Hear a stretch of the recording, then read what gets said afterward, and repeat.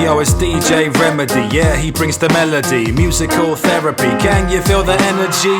With some heavy beats, he's got the recipe for mixing up tunes from the studio to any street. Welcome to podcast number 8. I'm here with my good friend, all the way from New Orleans, America, the pop punk piano man, it's Hunter DeBlanc.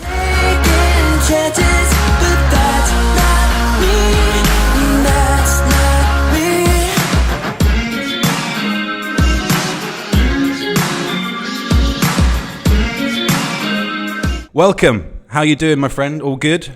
Joe, I'm great, man. It's good to see somebody. It's good to to be socially distant and socially active at the same time.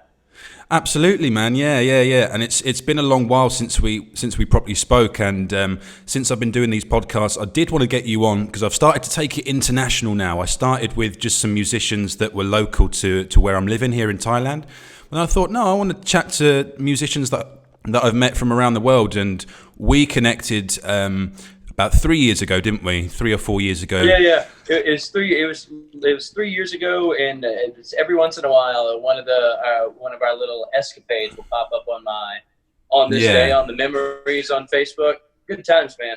Good times, yeah. You managed to take a lot of photos and I think a few videos as well, so it is good memories. In those turquoise waters, mate, in the South Pacific Ocean, we had a lot of fun. Pristine, man, absolutely beautiful, and with the other how I wanted to ask you. I don't know if you have an agenda for this podcast. No, we'll freestyle it, man. It doesn't matter. How were the other places that you have been compared to the itinerary with P&O? Like the other cruise lines that you worked for compared to P&O? For sure. Well, I only really mainly worked for one other company, which was TUI, which was a big sort of holiday company in the UK. And I'd say that their itineraries were more plentiful. There were more destinations on the list. So the last one that I did was the Caribbean, and it covered maybe 5 or 6 places on one itinerary. So it'd be like Jamaica, Cuba, Mexico, So that was really cool. Yeah, I really enjoyed that. Whereas I think with the P&O ones, because the islands were so remote and far away, sometimes it took 4 days to get to the next island, didn't it? So yeah, that was the difference. I enjoyed it. We would have several sea days before we would actually see anything. I know, yeah, several sea days, and then you're still in Australia, just on an island off Brisbane, and it's like. But I still found that especially compared to Carnival, because Carnival would only go to a certain few amount of, it's like Cozumel, Cayman Islands, Key West, just the Bahamas, places like that. Good places, but just like. No, I thought that the P&O itineraries were amazing. Lifu, places like Lifu and Isle of Pines, Mystery Island. What are some of the other ones that were just Champagne Bay? Just like places that were just unbelievably, just like that. I really don't think there's many places like them on Earth. The Republic of Vanuatu lies in the sparkling South Pacific Ocean. While it's only a short flight from Australia and New Zealand, chances are it's a world away from wherever you are right now.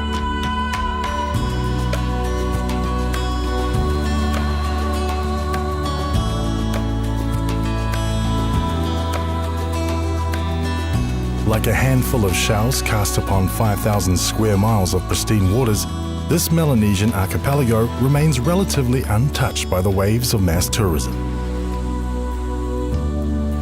This is a nation where traditional customs remain strong, a place where the people live in harmony with the moods of the waters and the land. And that's why, even though P&O kind of sucked overall, and I hope that somebody who works for them is going to hear this. yeah, probably, yeah. But I think, the experience was great, but there was no, I have yet to encounter some places like that. But then again, like I said, I've only worked for Carnival after that. Yeah, so I suppose in a way now you're comparing to Carnival a little bit. And as far as I'm aware, Carnival sort of design their itineraries for people that just want to go on a crazy weekend. They want to, like, you know, just quick places. They're designated as, exactly.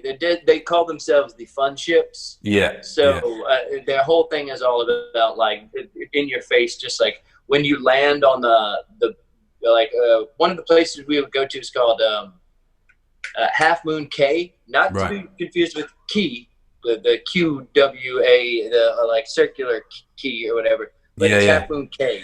Right. And it's an island owned by Carnival. Wow. So when we dock in the morning, they send the staff from the ship to the island to be the bartenders and servers and everything. Crazy. And the second you get off, it's just like in your face party. Like the DJ it's literally 9 o'clock in the morning, and they had Jump by House of Pain. House of Pain. Like I'm talking about like decibel level, just like you walk by like, oh god. Yeah. They know how to do it, don't they? Yeah, you would never experience something like that with P&O. I'm sure P&O would never let you really play much of what you wanted to. Yeah. I don't know.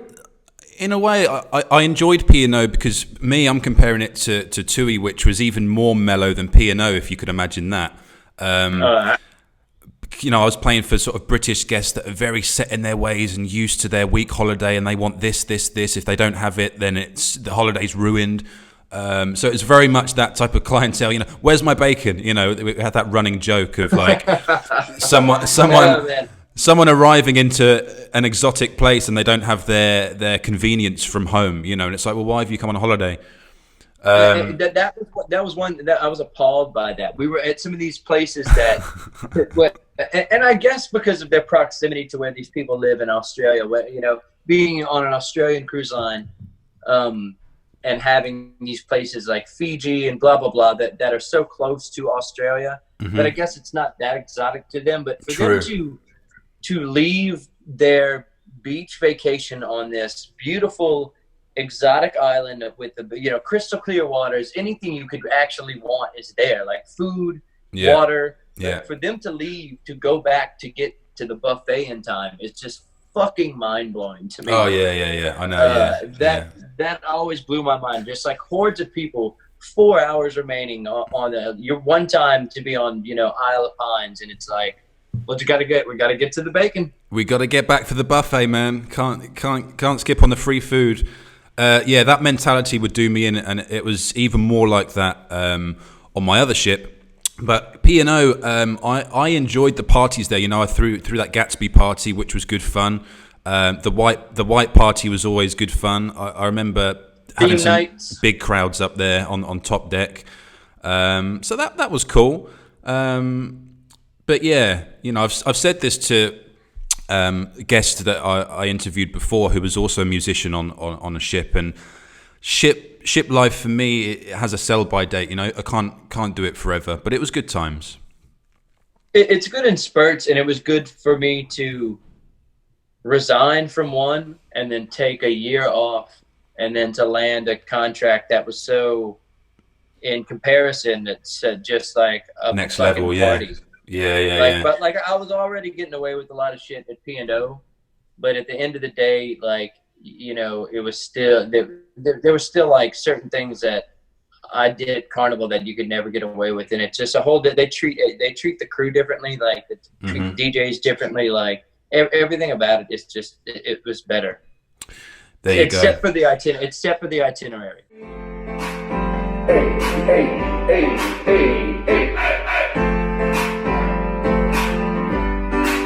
Because I wanna be a baller, shot caller, 20-inch blades on the Impala, carved up and laid tonight, a Swizzle tight, got spray with ice.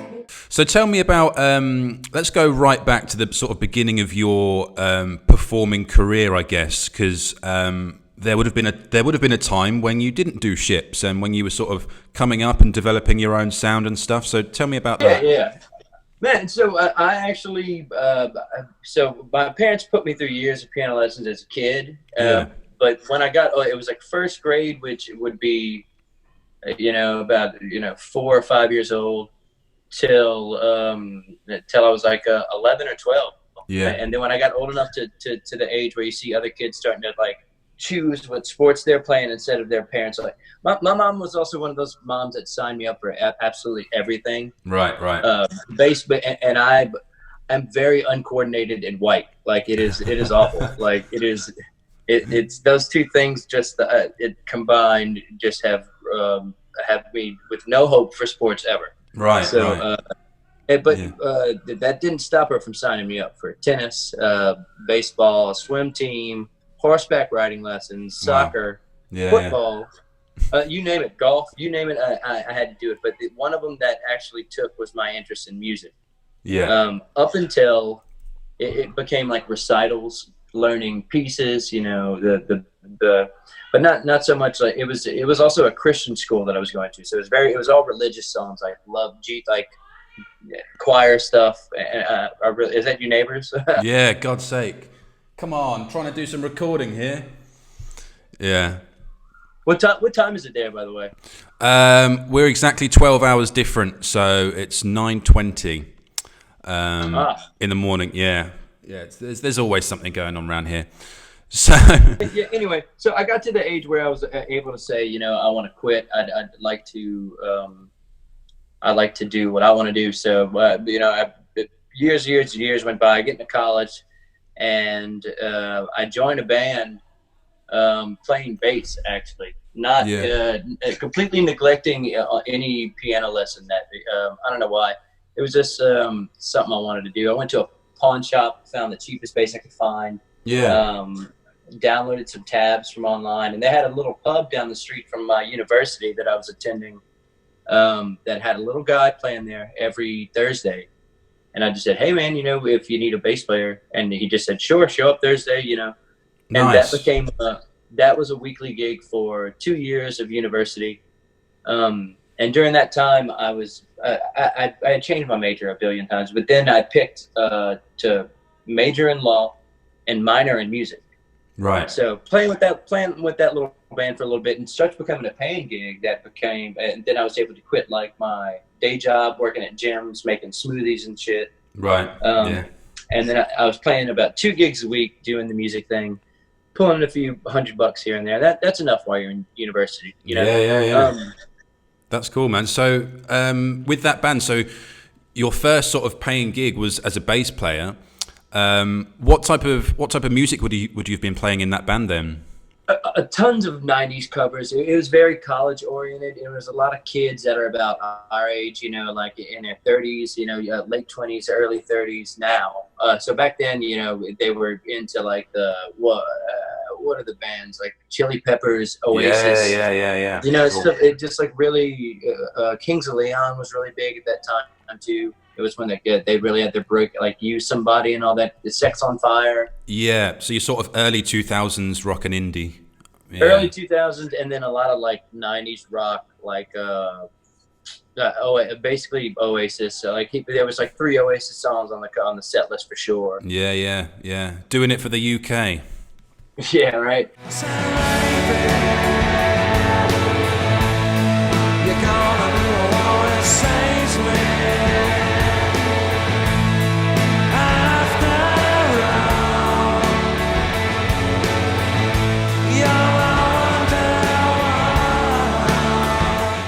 And it was a lot of that. And then one night some kid showed up with a keyboard, and he was like, hey, can I play a song before y'all start? And I kind of tinkered around on it.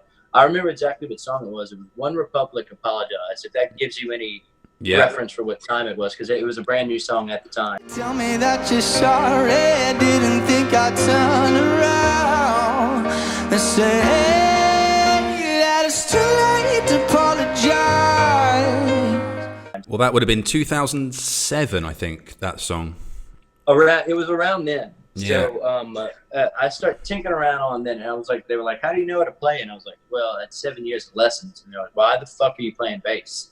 Right. I was like, I don't know.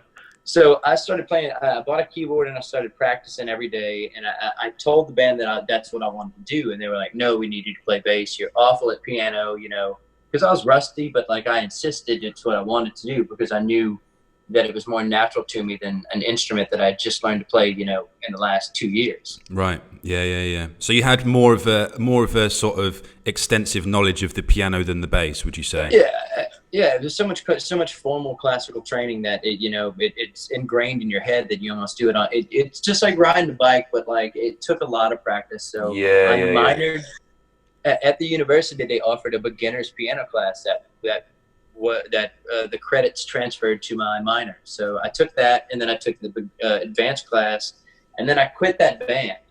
And the week that I quit that band, it's a fun man. That's a whole nother podcast we could do. Right. I wrote a song. I freestyle. You know Bo Burnham? Don't think so. Mark Rebellier. Have you seen the guy in the glasses in the robe, and he does the loops with the keyboard? Oh right, yeah, the funny guy. Yeah. Tell me that you want me. Tell me that you need me. Tell me that you love me tonight. Tell me that you want me. Tell me that you need me. Tell me that you love me tonight. Yeah. So I kind of did something like that. It was like a rap song. I was drunk one night and I freestyled a rap song about a girlfriend who was cheating on me, and we were having a breakup. And it was the last thing that I did with the band that I played bass for. I got drunk one night and I freestyled a song while playing the keyboard. and somebody was like, "Man, that's funny. I'll pay you to do that at my bar next week." Oh wow, yeah. I said, okay. Nice. So I showed up and I did it, and then I kind of knew a few other songs. And after that, they were like, "I'll pay you every Wednesday to come here." Yeah. I said, okay. So I immediately quit the other band because it was already more than I was getting paid with them. And after that, I just kept practicing. I got a band member. I got a DJ to be in my band.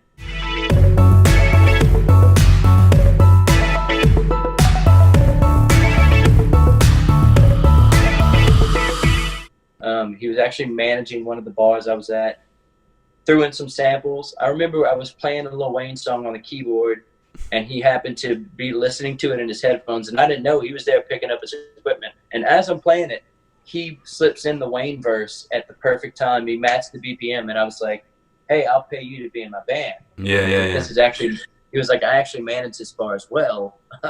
So that's cool, man. I'll be in your band. I'll be in your band and pay myself. So that's how my music thing kind of started. Yeah, because I was interested in your sets when I came onto the ship, from the point of view that you were including some. You just mentioned like Lil Wayne there, like you were including some sort of hip hop influences as well, which I found very interesting. You know, at the time when I saw you, your arrangement was the piano and your beat pads, right? So how did you sort of make the transition from that into sort of incorporating more electronic beats and things like that? That came in more when someone actually bought me Ableton. It was actually another person saw me doing that, and they tried to do in my show, and they wanted to hop on the train and have me do it for their bar. So a guy got me over there, and he was like, "You would be perfect using sample pads." I didn't have anything yet. I just had my keyboards, and the DJ was doing the samples, but it was nothing like it is now. And I don't think you've seen it yet, but I've upgraded my samples to a completely different level, where it's just like funny sounds and funny memes and pop culture stuff. Yeah. And like TikTok stuff. Right. I know you're a teacher now. I know some of your kids probably have TikTok. Oh, mate, all of them. Yeah. It's a distraction. You program some of that stuff on there, but this guy who owned the bar in 2012. He bought me an Ableton Launchpad, an Ovation Ableton Launchpad, and he bought me the program and everything. Yeah. He said, "I want you to use this." He said, "I think you would knock it out of the park." I never learned how to use it until 2017 when I was on the Pacific Aria. I sat down one night and I watched a tutorial, and I was like, that bar ended up closing, and that guy was like, "Just keep it." He was like, "It's going to be in good hands with you." Yeah.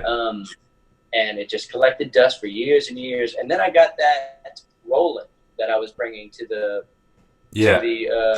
on the Pacific Jewel. That had some electronic stuff on it, but now, I was scared of MIDI back then too. Man, the MIDI could have really transformed my show, especially on the Jewel. Yeah. There was so much more I could have been doing. Even on the Aria, I didn't pursue it really till It takes a while, doesn't it? It takes a while with trying to incorporate electronics into your set, especially trying to merge that with live instrumentation as well. I think it can be quite a fiddly one to set up and to actually program, and you're almost producing a song, or you're doing sort of live production in a way, aren't you? All I do is win, win, win, no matter what. Money on my mind, I can never get enough. And every time I step up in the building, everybody's hands go up. And they say there, and they say there, and they say there, up, down, up, down, up, down. All I do is win, win, win. If you're going in, put your hands in the air, say yeah. Which can be, it definitely brings a more difficult aspect to your live performance. It's terrifying, man, and especially with the lag is one thing that I don't like. There's something about MIDI that always scared me in the studio, because back when I first started using it, a lot of the producers I was going to, I guess they didn't have the best, software or something, but the MIDI would always have that latency. So you're playing the key, and what you're hearing is coming out, even if it's a millisecond after. Yeah. You can feel it. Yeah. So doing that live was always scary to me. Yeah. But you did some cool stuff though, man. I remember. I think, was it "Shake It Off" by Taylor Swift? And then I came in, didn't I, one night, and I was like on the kick and the snare.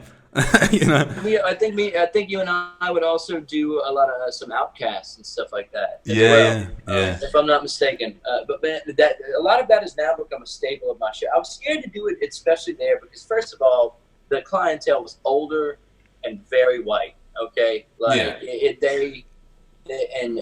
a lot of the Australians that come to find out are very racist. Like, Jesus Christ. Yeah. So they didn't take kindly to my show was called Too Urban a bunch of times. Yeah. I love that terminology. Yeah. No, but what I noticed though, you did really develop a sort of niche crowd, a niche following that would they would still come to your gigs every night. There was it's the cooler ones, but like there's a lot of people who wanted it to be a certain thing, a traditional piano bar thing, and that bores me to death, and that's never what I wanted to do. When I joined the ship, I guess I signed up for the job, not under false pretenses. I know I'm a piano bar entertainer on paper, but like when I do my show, I still want it to be my show. Yeah, exactly. Yeah, you've got to bring your own personality and everything to it. And it's weird, as a piano bar entertainer, the acts that I've opened up for Iggy Azalea, Mystical. Now, after last summer, I have the Post Malone, DaBaby, City Girls, all that under my, and it's weird that, people show up and they go, Piano Man. Yeah. Mate, that's so cool. That's some good artists to put on the resume right there, man. Mystical, how was that? It was awesome. He had a full brass band with him, a full ensemble. So the radio station called me a few days before, and they're like, "Hey, Mystical wants to do a live band," and he was like, "We need a band to open up that's also a live band." So I was like, "Coming in hot." Wow. Got me in. Yeah. He's like he's got his own style, man. You ever listen to that Shake Your Ass song? Shake it fast. Yeah. Mate. I came in, man, I know the whole song. Shake your ass, but watch yourself. Shake your ass. Show me what you're working with. Shake your ass, but watch yourself. Shake your ass. Oh my goodness. I used to listen to that when I was like 10. I remember listening to that on the basketball court, thinking I was too cool. That's a good one. And you should hear it with the full band, the brass band, and everything. I can imagine. Gave a new flair to it. Yeah. Cool. Nice, man. That's cool. Wow. Iggy Azalea was an awful person, though. She was very awful to us. Well, she's Australian, isn't she? But then she sort of raps with an American accent. It's kind of bizarre. Yeah, it was her whole thing just confused me. It just didn't. I mean, more power to her, but like she was also a bit awful. She kicked us out of the venue. She was like, "This is my sound check. Y'all are gonna go outside during this." And I was like, "Excuse me." Mate, it's a cool experience though, man. You just like having to deal with these type of people. Yeah, you learn. Cardi B was awful to us last year. I can imagine. She's got an attitude as well, hasn't she? Yeah. She's not nice. Have you watched that? Have you watched that thing on Netflix? It's like a sort of like a hip hop competition, and they try and find the next hip hop star. I'm not familiar. I think it's called Rhythm and Flow, and Cardi B is one of the hosts, and she's very bizarre. She's weird. I really wasn't feeling that murder thing, and you know that scares white people. You literally hanging by a vagina hair. You know, it's like it's all for show. I don't have anything against her, but it just like the way that you see it, you know, and you kind of get it when we're like, but this is the exact instance that I was like, this kind of irked me. So the crew of the ship I was working on last year ended up getting delegated as their security, basically.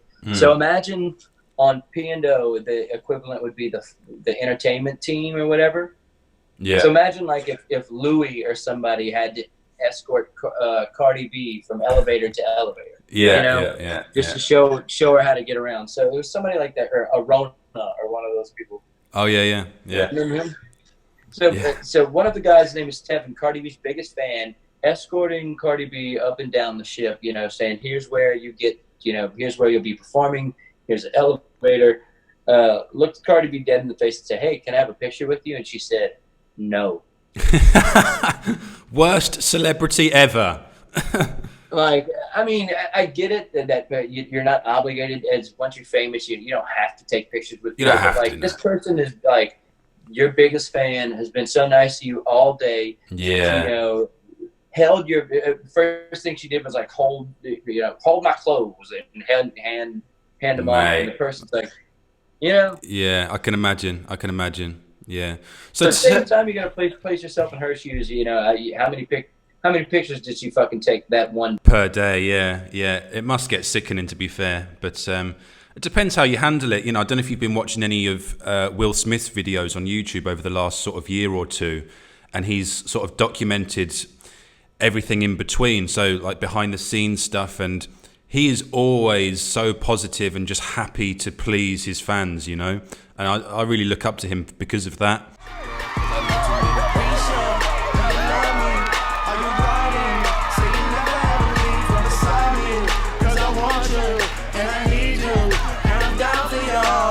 I've always been a huge Will Smith fan. Yeah. Even that album, the one with Getting Jiggy With It and Just the Two of Us. Big Willie style, man. That's classic. Yeah. Well, Chef's Kiss, that album. Big Willie style's all in it. Getting jiggy with it. Nah. What? Getting jiggy with it. What? Getting jiggy with it. Oh. Yeah, it's good. So, speaking of recorded music, Hunter, let's talk about your compositions, because I know you were slightly inspired by your time in Australia, and you hit your fans with a Sydney influenced song, and then there was an Adelaide one as well. So talk me through that whole creative process. We made it out, can't stop us now. We'll sail out by the Opera House. Let's disappear.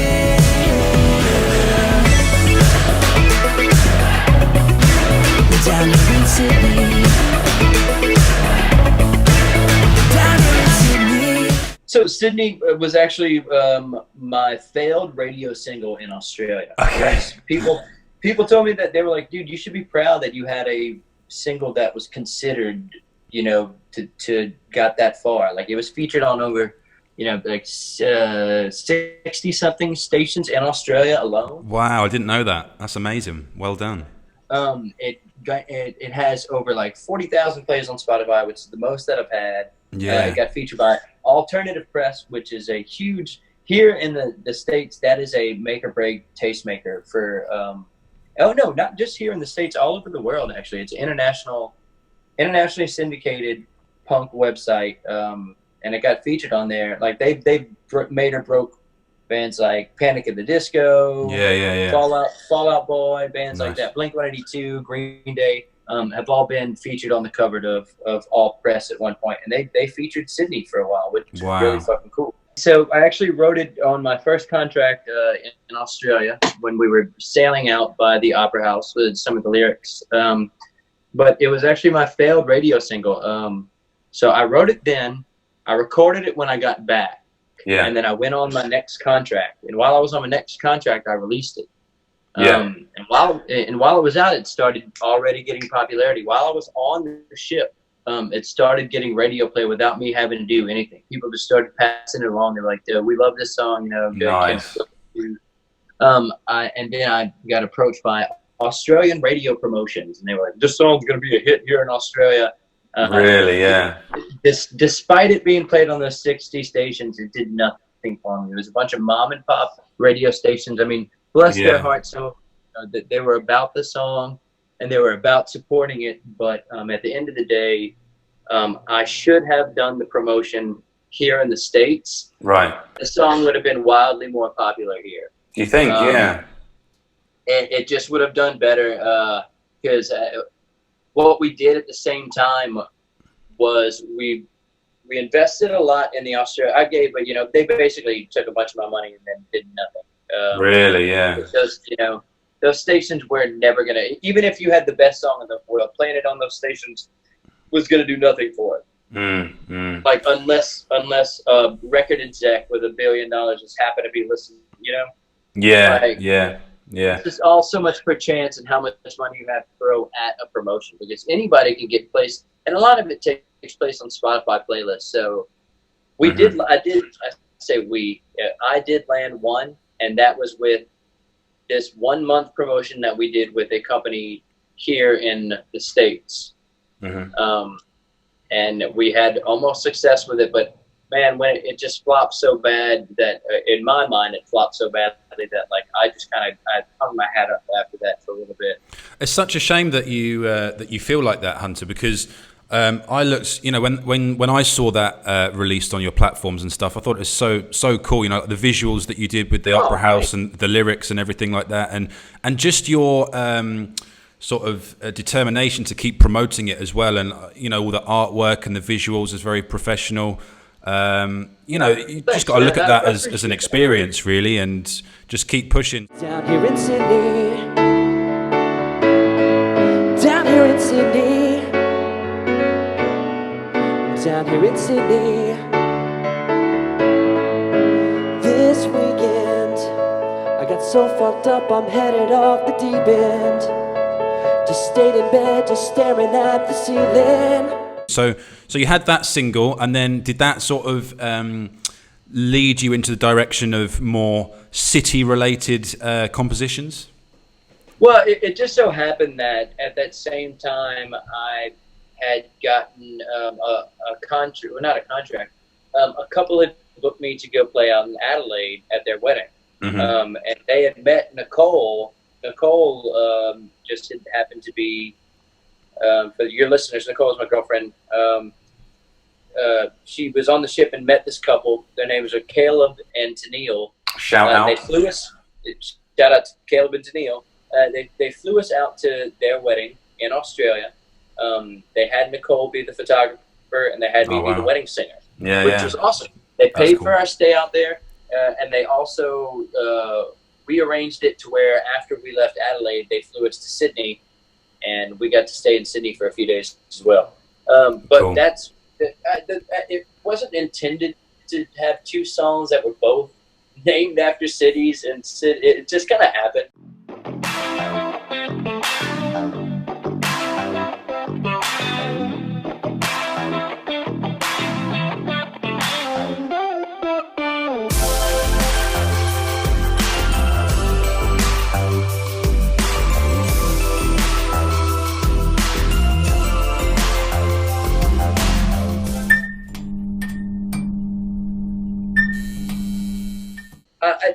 At one point, I was like, "This is cheesy," and somebody said, "Oh, somebody did actually mention this. Said, what's your next song gonna be? Brisbane?" And I was like,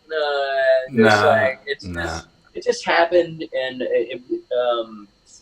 I actually liked that song, but it didn't do much. It did get popular, That's when I kind of given up.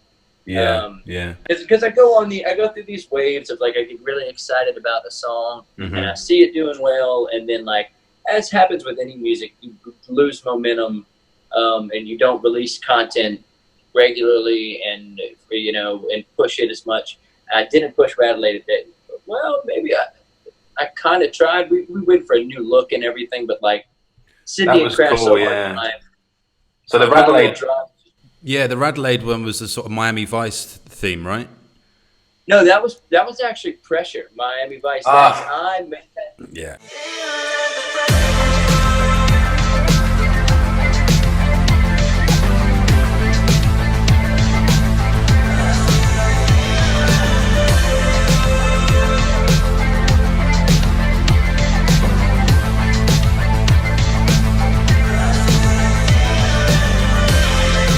I started writing that song the moment that I found out that I was going to be moving to Miami for last summer.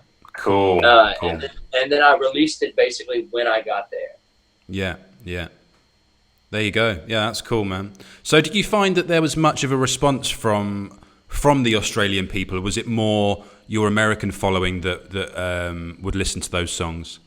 I have to say I owe it to a lot of the Australian people for me having anything that even resembles what may be misconstrued as a music career.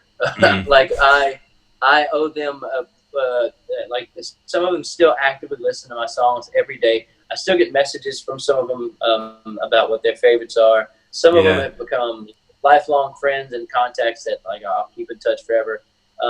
Specific people like the Katolka family, the Stevensons, Corinne Stevenson, Michelle Stevenson. Like these people have literally supported, have encouraged me to write more music. Some of these songs wouldn't exist if they wouldn't have been like, you should write about this. Yeah. That's cool. That's cool. So I do owe, and the response from the Australian people has been bigger than my back home. Because I think back home people were already over it. They were like, we get it, Hunter's been playing music forever. Like, wow, yeah. So, but I think once they saw that I had gone elsewhere and that once what I did, I'd kind of grown, I'd gotten out of my comfort zone. Because, dude, when I first got to like the Jewel, I was awful. When I first got to my first ship, I was so bad. I'm still bad, but like I've learned how to dress it up better. Yeah. But like back then, like I was out of my element. It's like I had lied on my resume to get the job, and I showed up, and it's like, it's like you're a doctor. Like you lied about being a doctor, and you show up and you have to do brain surgery, and that's what it was like, and that's what it felt like. But I just tried to learn every day and learn something different. But I think the people back home saw the response from the people here, and some people back home kind of took interest that may have not normally took interest. If that makes any sense. It's interesting, when I saw your sort of dedication to these places, it's sort of a beautiful thing, because for an outsider to dedicate a song to a city that he's just visited or has an affection for or a love for, it's quite poetic. It's quite, it's a different angle. I wrote a song about my hometown. I love that song, by the way. Oh my god! Yeah. Congratulations on that. Oh. That thing blew up. Yeah, locally it did. Yeah, which is the reaction that I wanted. I wanted everyone in the town to see it, and I think most of them did. And they were like, "Oh, this has never been done before. It's so cool, a rap song about Sudbury," And that sort of got the reaction that I wanted, really. But yeah, with you, sort of having an affection for a place that isn't your hometown, I found that very interesting to watch.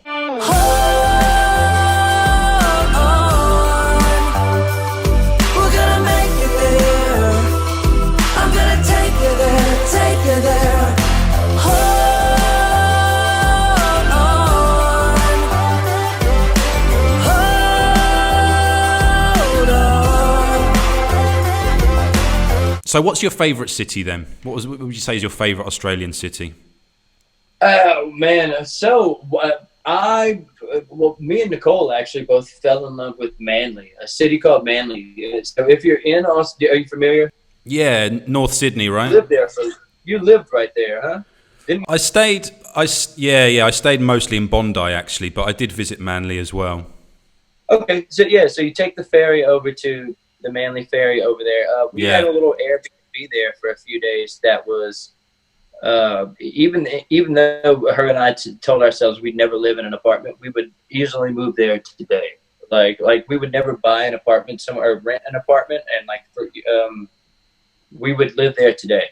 Yeah, it's a nice place, really nice place. I remember the vibes that I got there. Amazing being able to walk from the beach from this place, and just we fell in love with that town. So if they had, but one thing I noticed is that there wasn't much to do at night.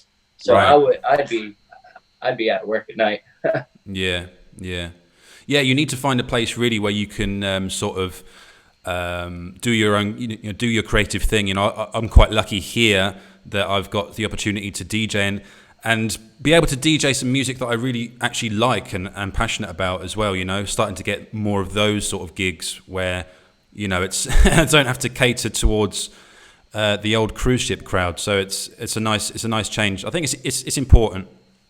And one thing I really enjoyed about your sets is they were never especially your daytime sets. I enjoyed going up to the open deck and laying around and listening to your reggae sets. Those were always, because it was always deep cut. I would call them deep cuts because some of them, it was stuff that I'd never heard before, and it just blended in seamlessly with music that people can just listen to in the background. But I was always curious to what you were playing at the time. Thanks, man. Yeah, I think you need to keep it a sort of mixture between well-known stuff and then just throw in, a few things like some people might have heard of, they might not, but it just keeps it fresh. You get too many DJs that go up and just play Kool and the Gang, Celebration. Every DJ's doing that, right? So yeah, you need to throw in your own flavor, I think. But those top deck ones, they were quite cool. Ocean sound is in my mind, the emotions appetite be moving in the tide.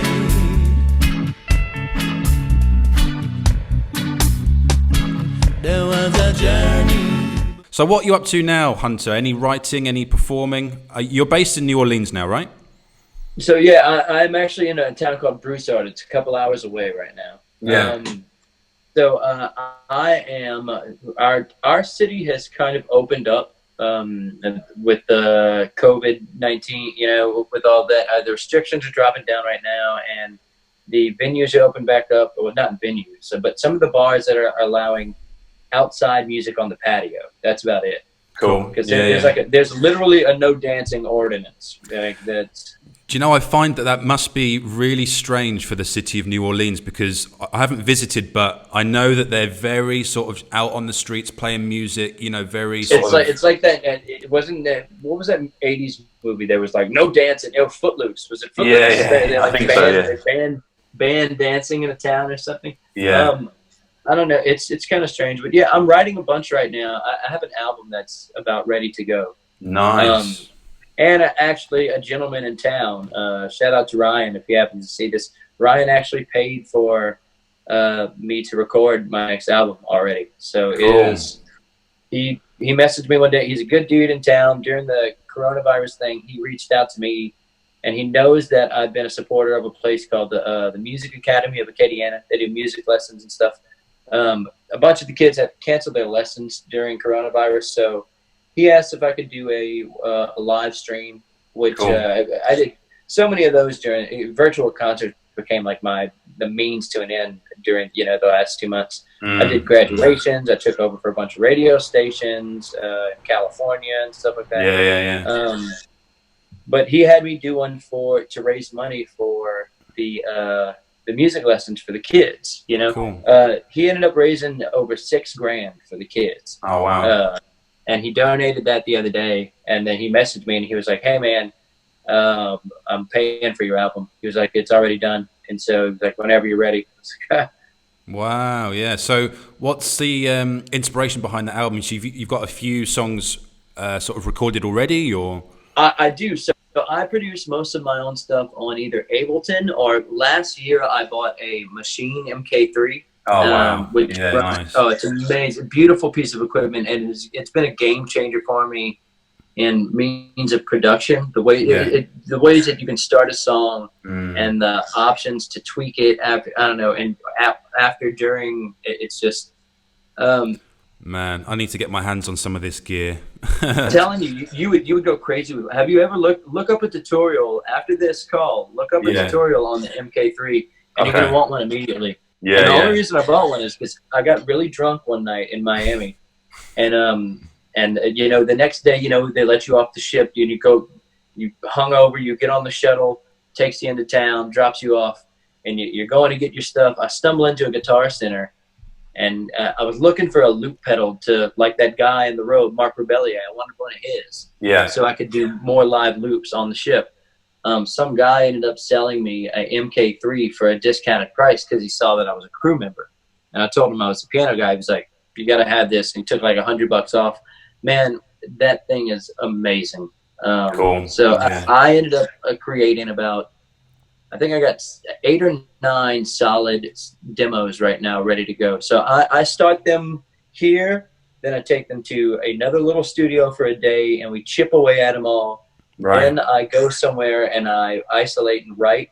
Then I go into the actual studio and then we do the real stuff. Cool. Yeah. So it's like a weird process, but yeah. But I think I'm almost done with. I'm almost ready for phase 1, I guess I would call it.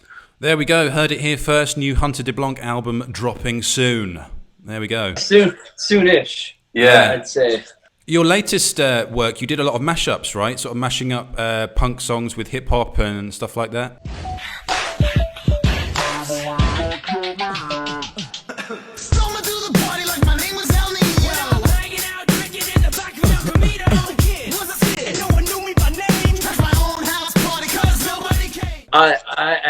I'm glad you mentioned it because I have depleted those brain cells that I had when I made those, because that was at the beginning of quarantine. I was like scrambling I was like, what can I do? Yeah. I was like, what can I do on my own, you know, without having to, you know, make a lot of noise. That was it. Wow. Yeah. It's a good idea.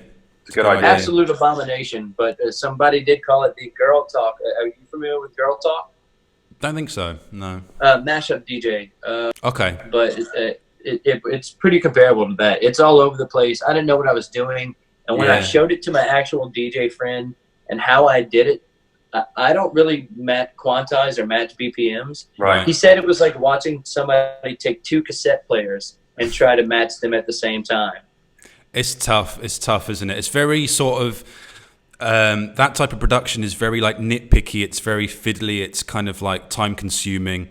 It took a while, and I told Nicole, and like one of my friends was like, "Let me help." One of my friends who loves. Yeah, do you have any friends who like really love music, but like they really don't know anything about like what goes into it, but they always kind of want to. They kind of want to be around it. So one of my friends wanted to come over and sit there and listen. I was like, you know that it's sitting there listening to something, the same sound 1,000 times.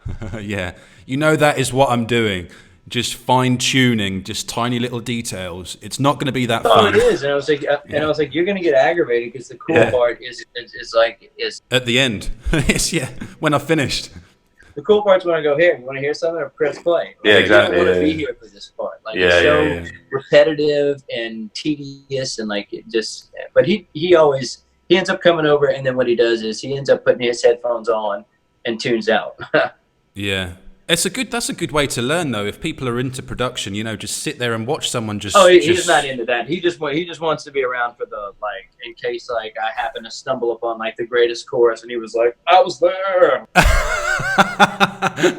Brilliant. Oh dear. Give himself the executive producer title or something. Oh mate, that's cool. No, that's cool. What are you doing now, though? What are you working on now? Another. Oh mate, I'm trying to just, you know, like you say, since lockdown, since quarantine, just stay creative across all mediums. Really, I haven't got a controller at the moment, so I can't do any DJ stuff. I have to wait until clubs are open. I haven't got the money to buy anything really.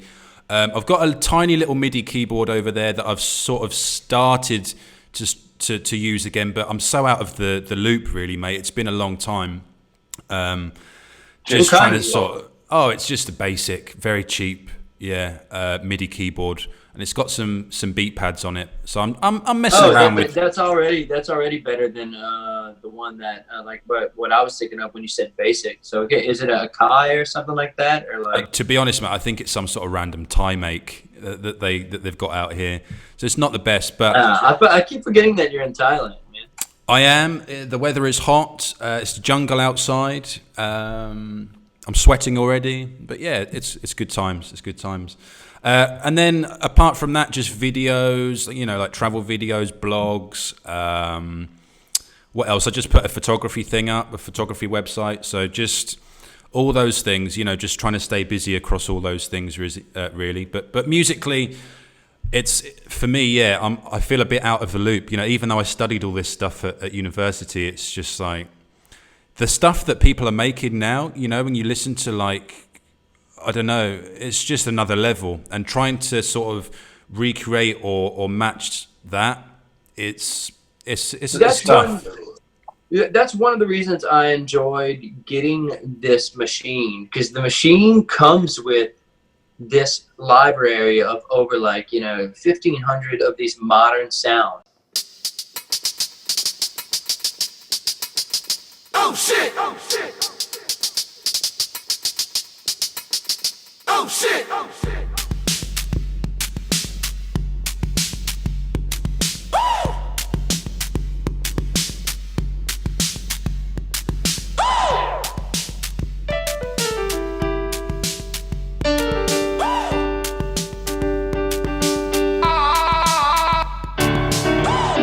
Today was gonna be the day when I'm gonna throw it back to you. And you can, so they already come with the sounds, but then you have the options to. Were you familiar with Ableton? Yeah. We used to play around on Ableton a little bit. Do you remember? Yeah. It's like Ableton on steroids, though. Wow. It's just it's like the. I would highly recommend it, because that's one of the. I was about to almost not give up on production, but I was at the point where I was very dependent on other people to do anything. Yeah. Like if I needed an 808 sound, or like a snare, or like a hi-hat, and I couldn't find one in my library, I would panic. I wouldn't buy sample packs or anything. I would just wait. I'd be like, oh, I'll fix it in the studio post-production or something. Yeah. Now I do a lot of that on my own. Yeah. So you've already got those sounds there. Yeah. Because of the machine. And one of the biggest things that I have done that you would love is now I have live 808s at the show. Imagine going to Piano Bar and expecting to hear piano all night, and then all Billy Joel. Yeah. Yeah. No, that's the first hour and a half, and then around a red light comes on, and then I would sound the alarm, and then I start using the 808s and stuff, and that's when a lot of people start complaining. But the crowd, there's a lot more people show up during that time. Yeah. Just get on the mic and be like, the party starts now, by the way. That's basically what I did. I'll send you some videos of some of the shit show that it actually becomes, because it indeed becomes a shit show. Right. You would love the sound of those 808s, man. That's been a game changer for me. Just trying to incorporate as many modern sounds, whatever's new, and people are trying it. I would like to try it in my show. Because I get so bored doing the same thing all the time, it challenges me to do something different. Yeah, for sure. I think that type of technology really changes production, because you're not just sort of arranging samples manually on the computer. You're actually performing them. So that's the difference. And I think, I do need something like that, really, just to spice it up and look at production from a different angle.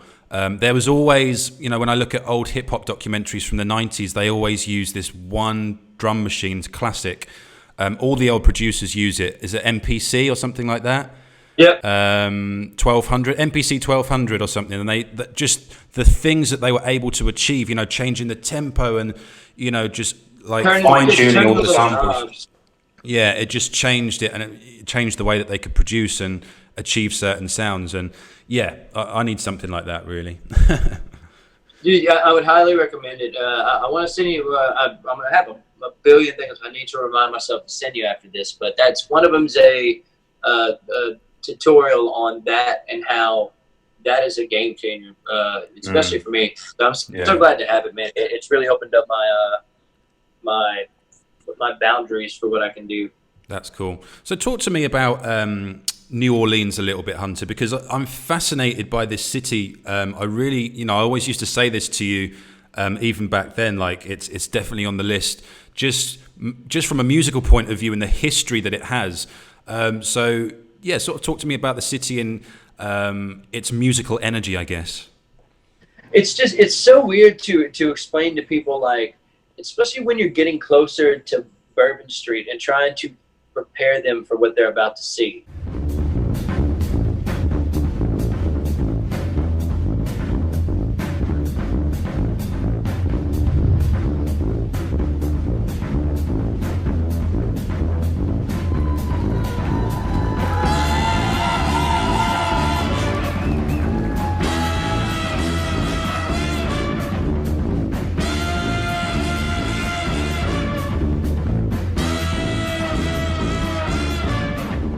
Like, you get in the city and there'll be a lot of people, playing street buckets and stuff, and you see a lot of street performers everywhere you go. Yeah. But just it always feels and sounds different in New Orleans, I guess, and it's hard to explain until you're actually there and you're witnessing it.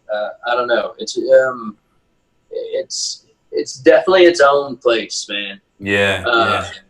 It's so sad you never got to experience it yet, man. And I would think somebody like you would have ended up there eventually, but you will, man. Yeah. The last time I was in America was about 9 years ago now, so I'm definitely due another visit, and that's high on the list. Did they have Mardi Gras this year, or was that cancelled? Mardi Gras is actually probably what's a big reason that it spread so fast, is what they're saying. It was in February. Right. And like so at the tail end of February too. So it was like probably the worst timing for it. Yeah, that's a shame. But Mardi Gras is something else, man. That is, it's quite I can't even explain it. You see, like, I'm at a loss for words. I'm just picturing the parades and picturing the colors and like the purple and the yellow and the green. It's too much to like. Let's see. What do you have anything like it in any other countries that you're aware of? I know it's called Carnival in some places. Yeah, well, we have in the UK we have Notting Hill Carnival, which is a very big one. Again, huge parades. It's a celebration of African and Caribbean culture. There's huge communities in London. They all come together. They go down a street called Ladbroke Grove in West London, and it's just calypso music, soca music, reggae music. So it's all that sort of stuff, and that happens on an annual basis. I'd say that's the closest that we have, but I still wouldn't say it's on the scale of Mardi Gras. Is it just one day? I think it's 2 or 3 days, something like that.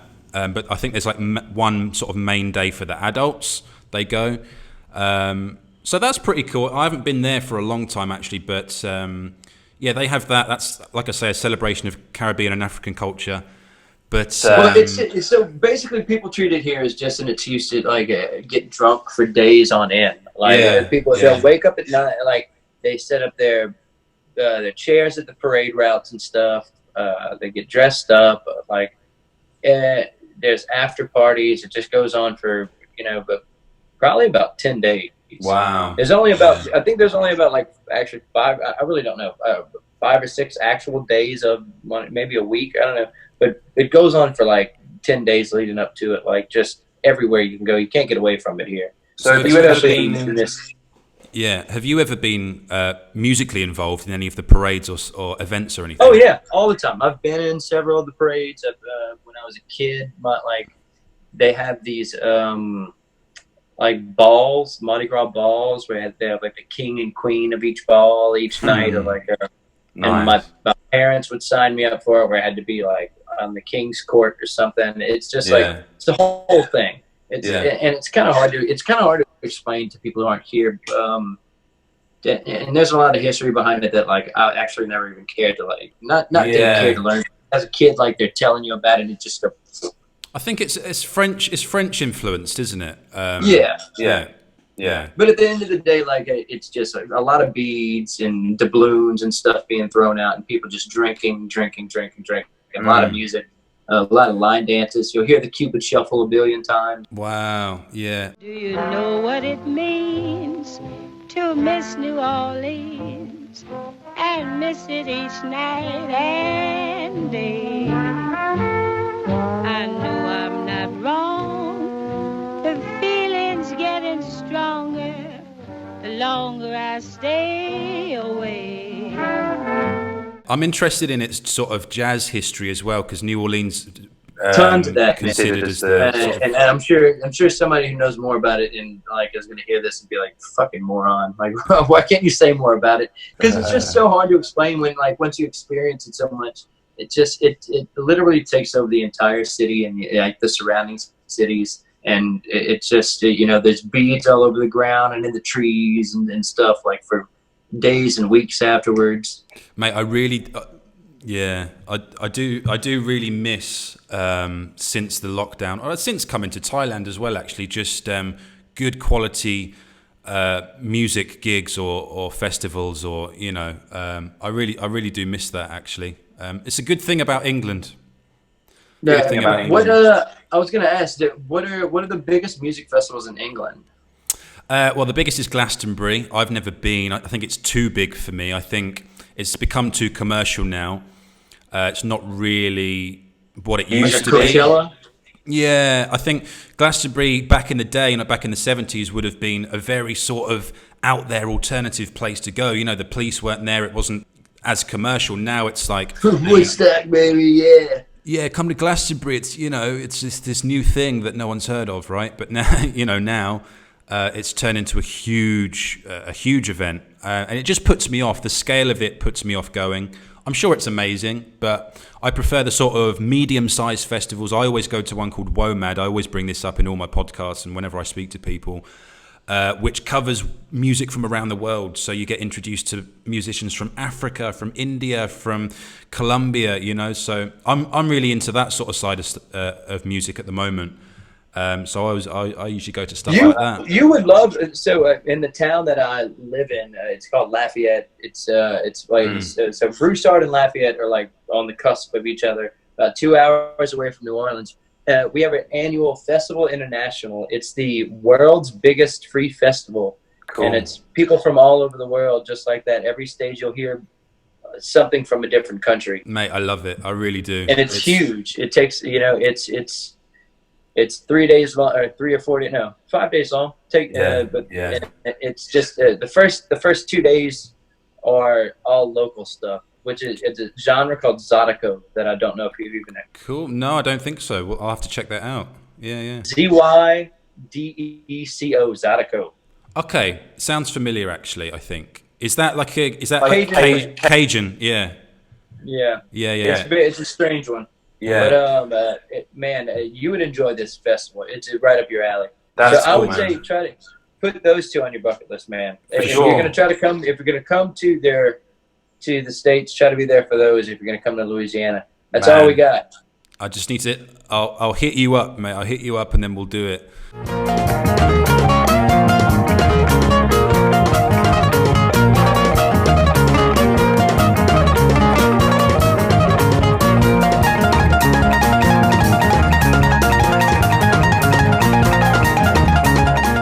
But yeah, I find that those type of events, you also just get a clientele that's, an audience that's so open-minded, and you just meet interesting people at these type of places. There's no sort of pretension, there's no ego. It's just good times. It's nothing but good times, I find. Yeah. It's not like going to like Coachella where it's like or Burning Man or whatever. Yeah, I mean, a lot of these places. I went to a one-day festival in London last year, which I've been to twice now, and it was just full of like 18-year-old people, just showing off, like wearing the fanciest clothes, like using it almost as a catwalk, like who get the most Instagram likes. One of my favorite festivals here in the States is called Hangout Festival. It's in Gulf Shores, Alabama, around May 15th every year. And the first year I went, I think the headlining artists were like the Black Keys, the Killers, Outkast, Cool. Run the Jewels, Chance the Rapper. Run the Jewels, man. Yeah, oh, that was a good one. Fashion slick, you protested to get in a fucking lookbook. Everything was dribbled at the etiquette. Look good. Posing in the center for the cookbook. Black on black, with the ski mask, that is my cook. It was on the beach, and it wasn't that packed. Mm-hmm. You know, there was comfortable room between people. Yeah, that's what you want. Yeah, and then I went back the next year, and it was like I just got claustrophobic. Like, yeah, you just see the level of commercialism just go up in a year. You know, it's like, oh fuck, this festival's ruined now. Yeah, that exponential growth. It just, I don't know. It's good and bad at the same time. Because then I went back 2 years. I came straight back from my contract on Jewel, and I went to it with Nicole. We went for the last day. Yeah. We had VIP for, I forget what it was. We ended up showing up just in time to watch like Shaggy or somebody. Wow, good times. I don't know how he got on that ticket, but he was one of the headliners that day. So, have you ever incorporated a Shaggy song into your sets? It Wasn't Me is a classic piano bar standard. Oh, mate. But you got me on the counter, saw me kissing on the sofa. I even had her in the shower. She even got me on camera. Saw the marks on my shoulder. I don't know if I remember you doing that one actually, but I can imagine it. It wasn't that requested then. But like once I got you, I didn't see that many young people on the Jewel as much as I did on the Aria. Carnival. I guess. Oh, Aria, right? Yeah. Because that's when the Shaggy one. I remember doing it for the first time. I was like, I'm putting this song in my repertoire, and immediately just like it became an every night thing. I always liked your rendition of Land Down Under. That was my favourite from you. He said, I come from a land down under, where bitters flow and make thunder. Can't you hear the thunder? You better take cover. Put on. Man, I do miss doing that song nightly. That's a good one. Anytime I hear Minute Work here in the States, it puts a little smile on my face. I gotta say. It's like hairs on the back of your neck go up, you know. It's just like once I hear that little that flute sound, I'm just like. Well, it's just the little percussion at the beginning, and you know what's going to drop. Yeah, it's like, oh, this is a tune. It is a good tune, you know. It is, man. And I miss hearing those songs, like trying to learn them. I remember locking myself in the crew bar one day and just listening to those songs on repeat, like. Have to learn these songs. It's mad, isn't it? I've said this before to other guests. It's like when we went to Australia, did you not find there were so many songs and artists that it was like, fuck, like I've never heard of any of this. Yeah, like why? How the fuck was that one song so popular? Mate, there was loads. There was okay. So Tina Turner, right? Nutbush. I don't know why. So that's an American song that the Australians have just taken and been like, yeah, let's just do a dance to this. I remember the first time we're sailing away, and I'm looking, and I remember you were the DJ, and I just heard, I heard it come on, and I was like, what is going on? I know. Breaks out. I know.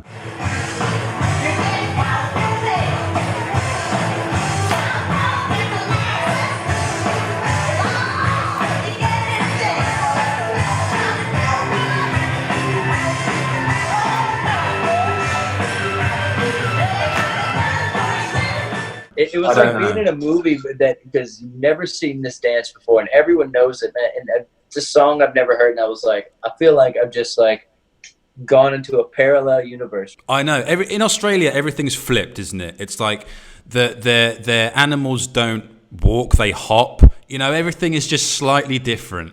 You know what I mean? And they had so many songs that people would ask for, and like. They would look at me like the audacity for you to have this job and you don't know this song. And I was like, I've never heard of this. Sorry, I'm new here. I don't know. Like, there's so many bands, wasn't there?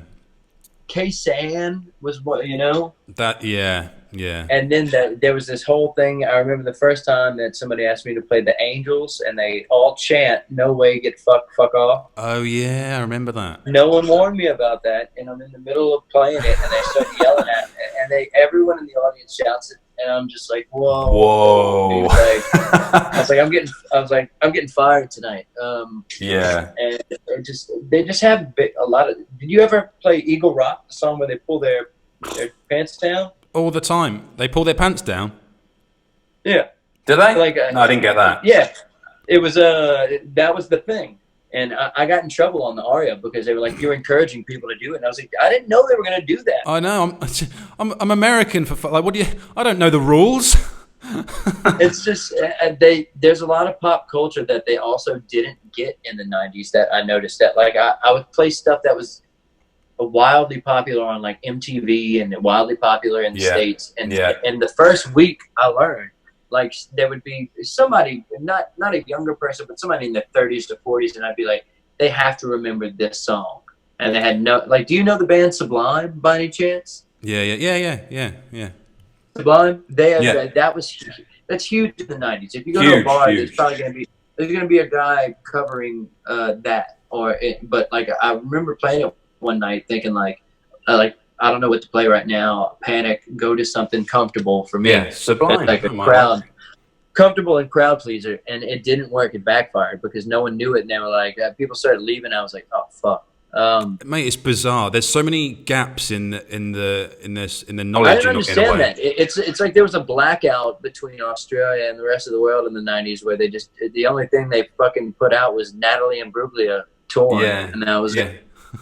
Or Kylie Minogue, or I don't even know. I had requests for that all the time. Don't know who that is still. You don't. Okay, yeah. Somehow I escaped that one. Yeah, she's huge in the UK actually as well. But yeah, I remember because I did Name That Tune quiz, didn't I? So every night I was sort of testing their knowledge on these songs, and there was just some that I used to drop, in that quiz, and they would just give me the blankest of looks, and I would just be on the stage there, so vulnerable, just like, oh, you've never heard of this? Like, I remember Love Train by the OJs.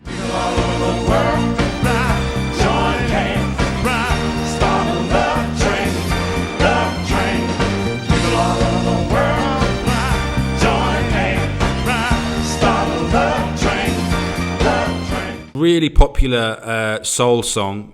It's got a dance to it. I'm familiar. I think they just, a lot of them are just like, they're stuck in their ways, and they know that K-San and what else did they really like? Well, it's like AC/DC. There was all those 80s rock bands, wasn't there? Daka. Yeah. They love their 80s music, man. It was bizarre. It was bizarre to get used to that, definitely. I'm trying to think of something that was just like a phenomenon there that like, oh, there was a few artists. I felt really dumb for not knowing anything. Like, I couldn't name any songs by like Robbie Williams or anything, because Robbie Williams isn't popular here in the States at all. So right. I grew up and people like asked that. I grew up not listening to that, but like we just didn't have it, and that was so weird to me that people just like looked at me like, this dude's an idiot. You don't know any of this. So I remember like feeling so out of place the first few weeks on that ship, dude. It's tough, isn't it? Because you're playing for a different nationality, So it's culture. It was a little bit of culture shock, even though it was like once you figure it out, it was just like doing shoeys and fucking like Remember a shoey? Did you ever do a shoey? No, I don't remember. Absolutely disgusting. It's when they pour a shot of alcohol in a shoe and they drink it. Oh, really? No, I never did that.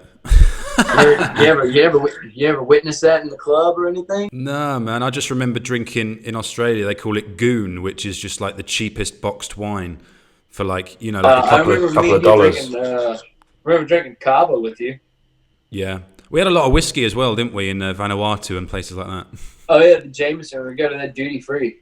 Yeah, good times, man. Good times. God, dude. Well, I think, mate, we've done about an hour. So, is there anything you want to plug before we finish up?